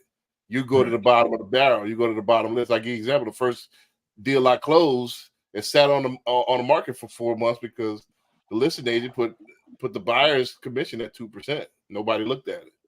As soon as we put it at 3%, it was gone within a week because now it's on everybody's radar.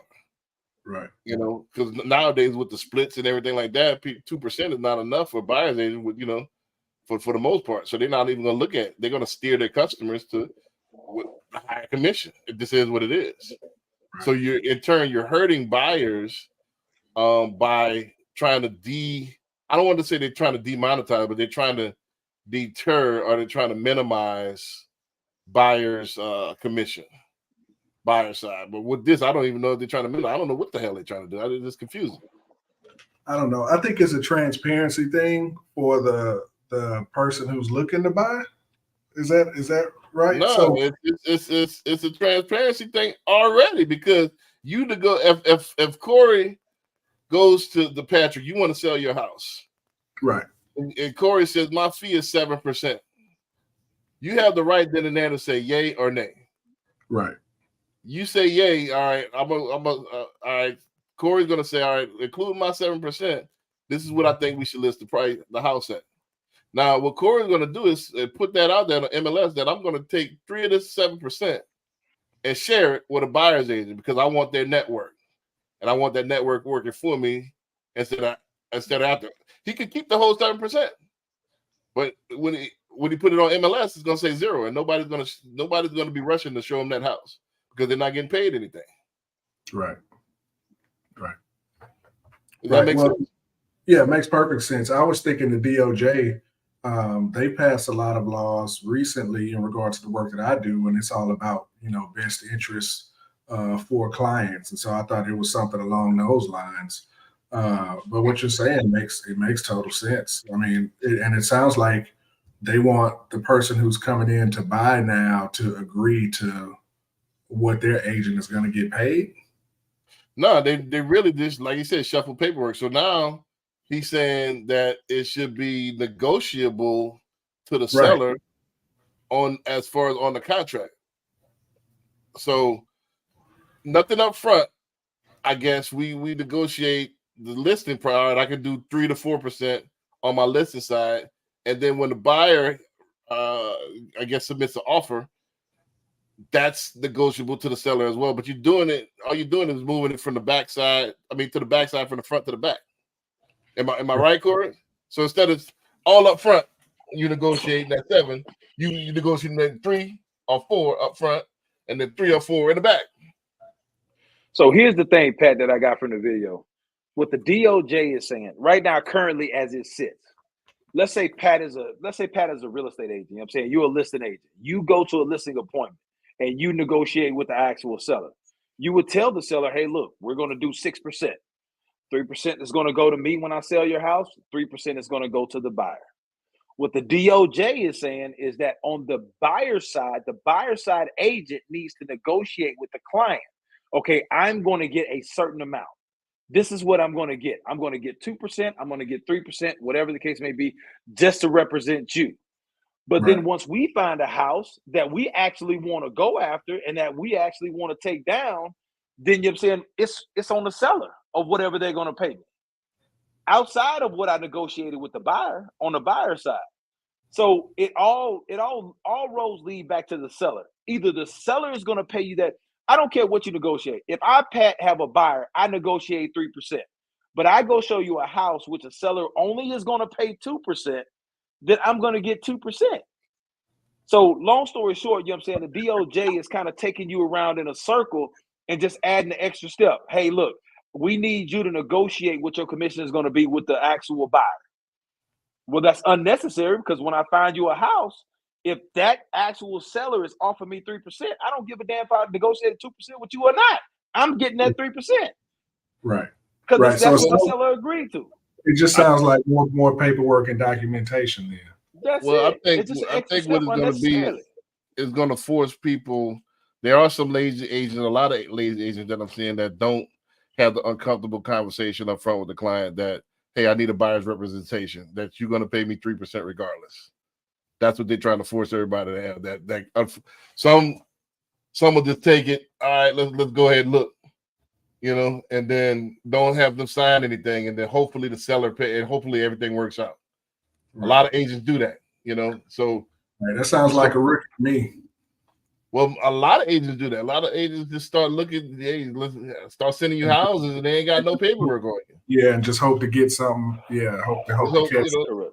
Hope for the homeboy hookup, But you supposed to have, just like a lawyer, you seek I can do my consultation with you, but once I start sending you addresses and stuff like that, I need to be your representative. You need to sign this paperwork and saying that, hey, if you find something, I get paid 3% regardless if the seller's offering or not. That's how I start my business off. That's how I'm going to do it regardless. So if it's 3%, let's just find something that's 3%. Other than that, they need to come out of pocket. And most people don't want to do that. They barely have enough already to spend with their 3%, 3.5% they have to put down. So that's why a lot of people fight it. A lot of people just so lazy, they don't want to have that conversation. And then so it's like buyer's agent's gonna fizzle out because now if you that type of buyer's agent, not only you gonna have to negotiate with the customer, then you got to back door and negotiate with the seller, try to get the seller to pay you.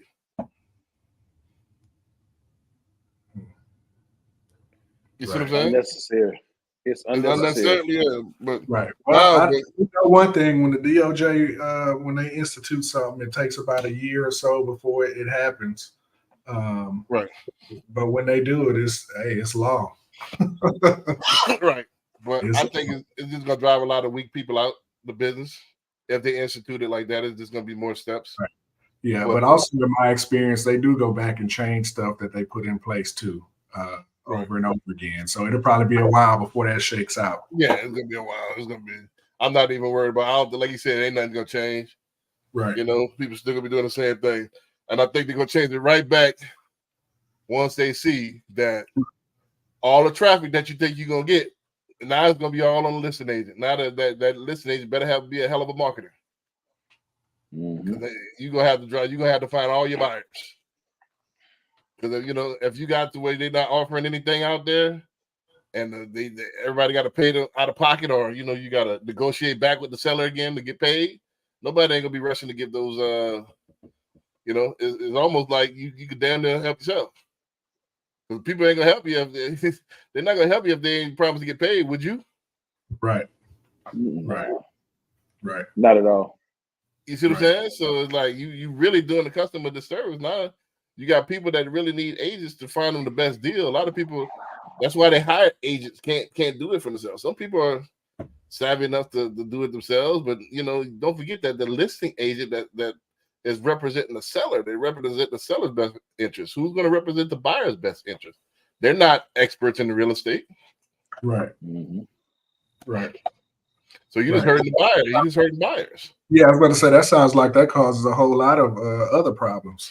Right. Right. But In regard to- it came down to a few families, 1 or 2 families that thought they were paying too much commission. Right. In regard to best interest for the buyer, that caused a lot of problems.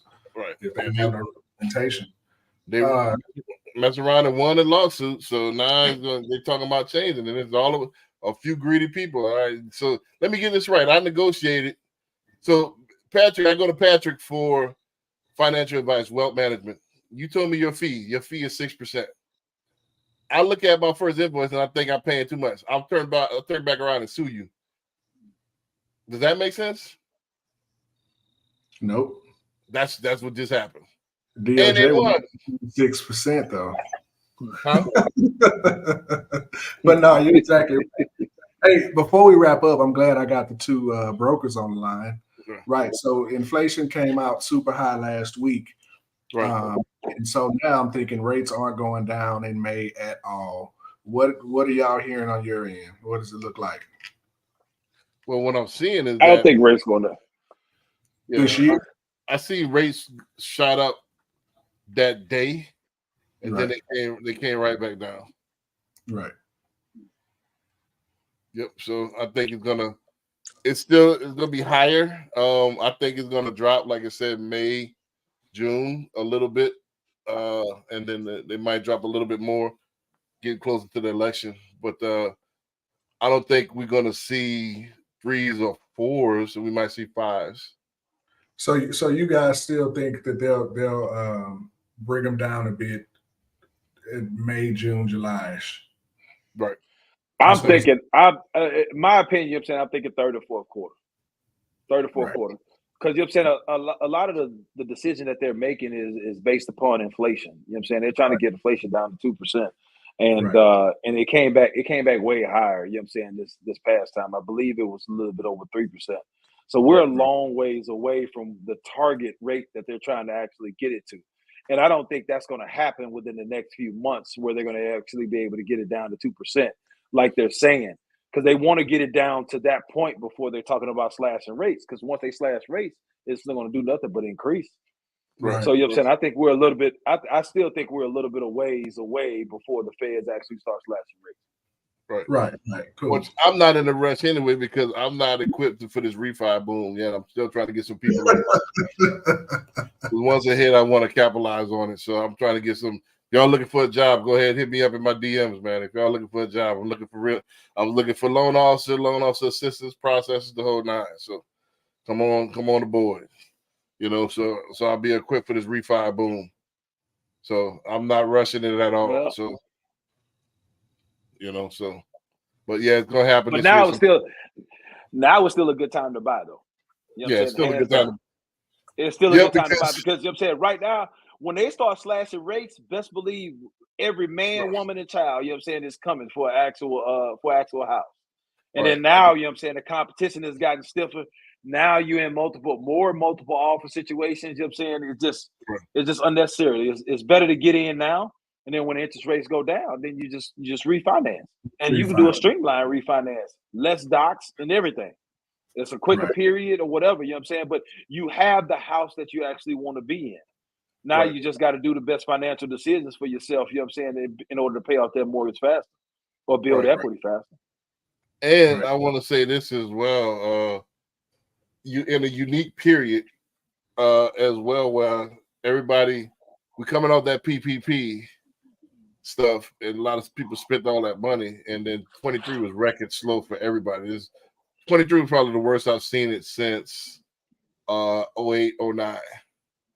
As far as everything was slow, you know. So a lot of people are in debt. So you're seeing a lot of people selling those duplexes, selling that extra home in order to pay down credit card debt or refinancing and pulling equity out.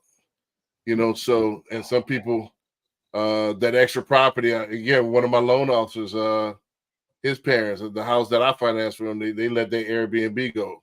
So a lot of people, Airbnbs were slow. A lot of people got behind, so they're letting those extra properties go. So it's a great time to buy investment properties. right now. I'm seeing deals upon deals upon deals on these investment properties. Oh, so you're saying so it's opportunity out there right now? Opportunity right now, because what happens is as soon as the rates go down, everybody's gonna start That trying to demand hop pick up. Yeah. They're gonna, right now I'm seeing $30,000 off, $15,000 off. I'm seeing great deals. Everybody's going under contract for great deals right now because they desperate to get that money real quick. Right. Because they overextended. Cool. Well, I'm glad I asked that. Right, I was thinking third quarter as well. I was thinking March at the beginning of the year, but then the numbers came out and I was like, oh, looks like it's going to be May-ish. But what happened last week, I'm like, man, it'll be third quarter, fourth quarter if they even think about it. Let me tell you what you need to do, Pat, right now. If you capitalize, for real, I would start off with some hard money. I'll do a quick fix and flip where you got these distressed properties that people need to offload right now to get some quick cash. We'll put together a renovation budget, no credit check, and go ahead and put some money and fix it. And by the time that everybody hop in the market, that thing already done, and you can sell it for top dollar. Right. Well, so I didn't know we was getting personal, but personally, my uncomfortability with that strategy is actually the day-to-day of getting that work done. Right. Like, I'm gonna need a general contractor. You know what I mean? With subcontractors that can be trusted. That's my shortfall in that strategy. Right. I can crunch the numbers. I know how to find and make sure it makes sense. I can verify that on my own. But for me, it's the day-to-day to getting the work done to make sure that it's done how it's supposed to be done. Right. That's why you hire either myself or a hireman or something like that. The agent that's going to kind of pay the y'all not going to see it for me. Y'all are just going to make sure I get the check to pay. When the work is done. A good agent will kind of depends on a good agent will, especially if you're doing a fix and flip, will have us once a week walk that property for you. And is that because that same agent wants to be the listing agent when it's done? Exactly. Correct. That makes sense. I can see the incentive with that. Right. Makes sense. So you hire like somebody like myself, or a combination of myself and both of us, Corey and I are both agents. So I can do the loan and watch the property for you. You know what I mean? So and that way I get the listing and the whole nine. So I'm eating off the loan. I'm eating off the you pay me 2-3% on the sale of that house, and then we rock like that. Right. And then how to sell and negotiate with you. Yeah, exactly. So that's the incentive, but that's what I would do. That's what I would do right now, because a lot of those properties, there's a ton of properties right now, that people offloading. Well, I don't think a lot of people are aware of that, just personally. Well, they're not. A lot of people. Or is it just because rates are, high as they've been in a while, that they're just not even on real estate? So that too. So a lot of people that are normally fix and flippers, a lot of people, if they did not capitalize, they didn't save the money. When the rate shot up, they weren't able to secure the financing. They didn't have the money to keep going. So a lot of people got stuck in certain properties. You got a lot of people that's overdue on credit card bills, so they need to liquidate one property. That property that they've been sitting on. So now at the time, all right, I got this property, so let me get rid of this. I don't own that. It's free and clear, but shit, I'll sell it to you for $140. And I got that $140 liquid after I pay everything. All that $120 liquid after I paid everything. Right. Instead of paying taxes on this year. So that's a lot right now. A lot of people trying to keep their, get some more capital. And that's they use that as like a little ATM, like a little savings account. Right. Regardless of what you do, primary residence or investment, you got to get in the game. Now is the time to get in the game. Yeah. You got to get in the game right now. And I think your boy said that, Ricky Caruth said that, like, man, you're going to look back at the beginning a 2024 as like one of those 2021 moments. Like this was probably going to be. I'd never seen duplexes and triplex. I got a triplex under contract today. Like I never seen triplexes and duplexes go. Like my last few deals have been duplexes, triplexes, like crazy. Everybody letting them go. Right. You know what I'm saying? So I got 3 that went under contract today. I got 1 triplex, and 2 single families, but they got crazy deals on them. So right now, man, I'm telling you, right now, I got one. Let's get out there. I'll tell you about this one. I got another one. I'll see y'all next week. I got one that